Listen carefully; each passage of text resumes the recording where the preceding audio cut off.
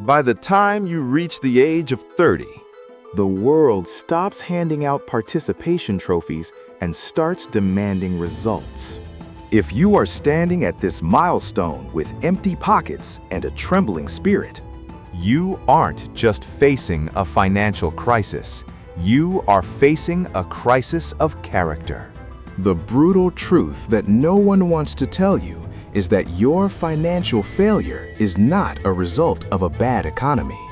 a lack of opportunity, or a string of bad luck.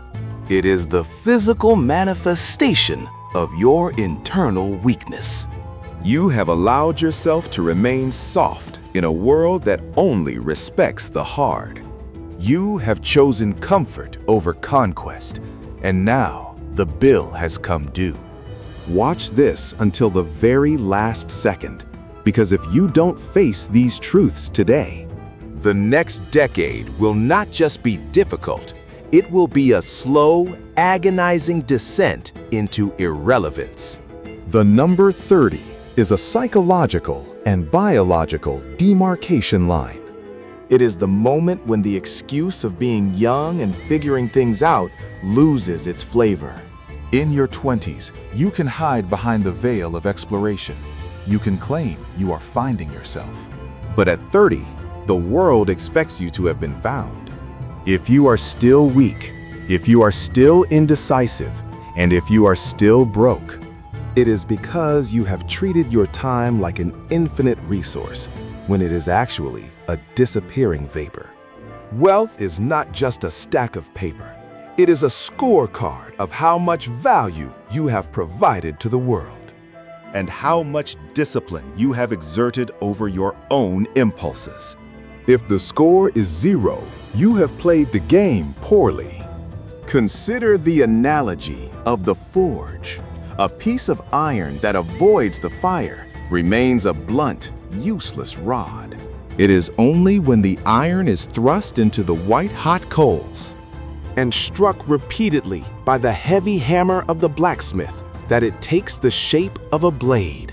Your financial failure is proof that you have been avoiding the fire. You have stayed in the cool, dark corner of the shop, wondering why you aren't sharp, wondering why you can't cut through the obstacles of life.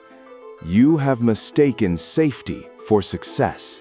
But in the modern world, the safest place is often the most dangerous because it breeds a lethal level of complacency. Let us look at a story of two men, both entering their third decade. The first man, let's call him Elias, spent his 20s chasing the thrill of the moment. He worked just enough to pay for his weekend escapes. He followed the trends, complained about the system, and waited for a sign from the universe that it was his time to shine. He stayed weak because he never forced himself to carry a weight that made his bones ache. The second man, Silas, understood that his 20s were a period of war. He lived in a state of self-imposed austerity. He studied while others slept. He worked while others played. He sought out the hardest tasks because he knew that difficulty is the only true teacher. When they both hit 30, Elias found himself bitter, blaming the world for his empty bank account. Silas, however, had built a fortress. The difference wasn't talent. It was the willingness to endure the brutal process of becoming strong. If you are currently the man standing in Elias's shoes, you must realize that your weakness is a choice you make every single morning. Every time you hit the snooze button, you are choosing weakness. Every time you spend money you don't have to impress people you don't like, you are choosing weakness. Every time you shy away from a difficult conversation or a risky business venture because you are afraid of failure, you are cementing your status as a financial failure. The world does not owe you a living. It does not care about your feelings. It only responds to the force of your will. If you find value in these hard truths and want to continue your journey toward a stronger version of yourself, subscribe to this channel and join a community that values discipline over excuses. The reclamation of your power begins with the total acceptance of your current failure. Do not sugarcoat it. Do not call it a transition phase.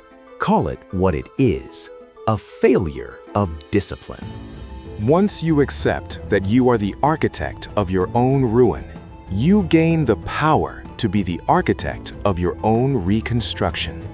Most people are terrified of this realization because it means they can no longer blame their parents, their boss, or the government. But for the few who are destined for greatness, this realization is the ultimate liberation. If you are the problem, you are also the solution. Wealth is attracted to strength. It flows toward those who have the internal fortitude to manage it, multiply it, and protect it. If you are weak at 30, it is because you have a scavenger mindset rather than a predator mindset. A scavenger waits for the leftovers of the world. A predator identifies what he wants and hunts it down with relentless precision. Think about the architecture of your daily life. Is it designed for growth, or is it designed for decay? To reclaim your power, you must become the master of your schedule, your mind, and your money. Every hour you spend scrolling through mindless content is an hour you have stolen from your future self. Let's talk about the concept of the waiting room. Many men live their entire lives in a metaphorical waiting room. If you are still weak at 30, you must begin a process of radical sharpening. You must kill the boy so the man can live. The path to financial power is paved with the corpses of your excuses. You must stop seeing yourself as a victim and start seeing yourself as a commander. Reclaiming your power is not a one-time event. It is a daily siege. Your 30s are the decade where you either build your empire or you cement your poverty. Take a long look at your life right now. Are you proud of the man you have become, or are you just tolerated by society? It is time to wake up. As we conclude, answer one question. If you continue living as you have, where will you be in 5 years? Write your habit to kill in the comments. Stand tall.